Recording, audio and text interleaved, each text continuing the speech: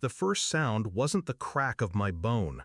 It was his laugh, deep, cruel, like it had been waiting years to escape. "Now they match your worthless life," my father said, the bat still warm from the swing. My mother was leaning against the doorway, arms crossed. She smiled like she was admiring a painting. "Crawling looks better on you," my father said. I didn't cry, not then. I smiled through the pain. Because in that moment, I knew they'd never laugh again. I used to think they loved me. Stupid, I know. But as a kid, I held on to scraps, a pat on the head when I got good grades, a nod when I stayed out of trouble. I trained for years to get into that recital.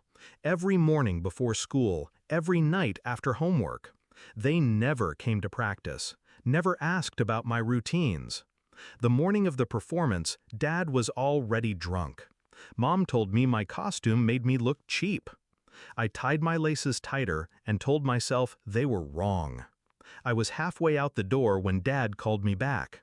The last thing I saw before the bat came down was his grin. I spent 6 weeks in the hospital. Fractures, torn ligaments, pins in my knees. The police asked questions, but my parents had answers ready.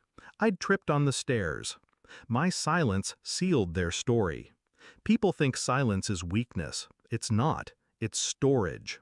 I stored every word, every smirk, every moment they thought they'd won. By the time I turned 18, the pain had become part of me. I learned to walk again, slowly, with steel in my knees and fire in my chest. I left that house the day I graduated. But leaving didn't mean forgetting. It meant planning. I started small. Records, documents. My father had been dodging taxes for years, taking payments under the table for his side business. My mother had a habit of signing things she didn't read. I kept every copy I could find. Forged receipts, fake expense claims, hidden bank accounts. At 19, I took a job at the courthouse, filing, archiving, learning the system. I watched how investigations were built, how evidence became chains.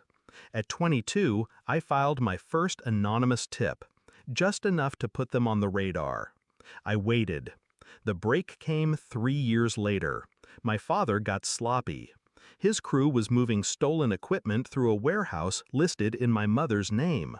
That made her liable.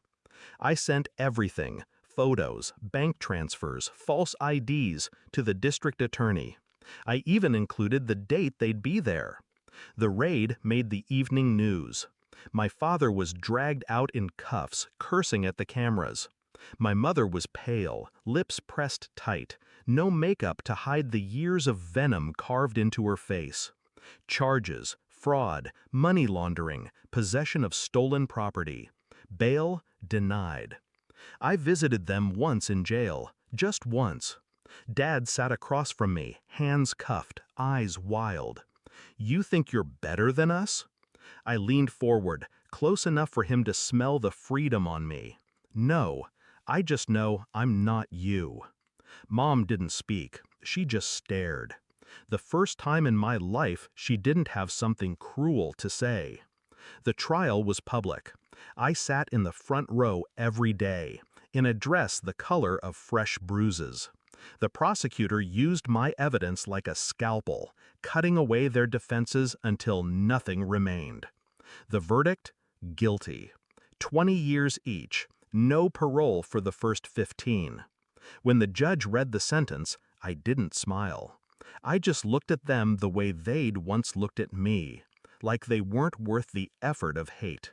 Some nights I think about that recital, the one I never danced, the music cue I never stepped out to.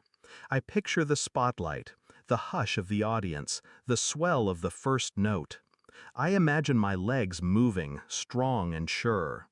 And I imagine them in their cells, hearing that same song on some old radio, wondering if I'm out there dancing after all. Revenge wasn't about giving them pain. Pain fades. It was about taking away what they valued: control, reputation, the ability to hurt me again. They thought breaking my legs would end me. All it did was give me a reason to stand taller than they ever could.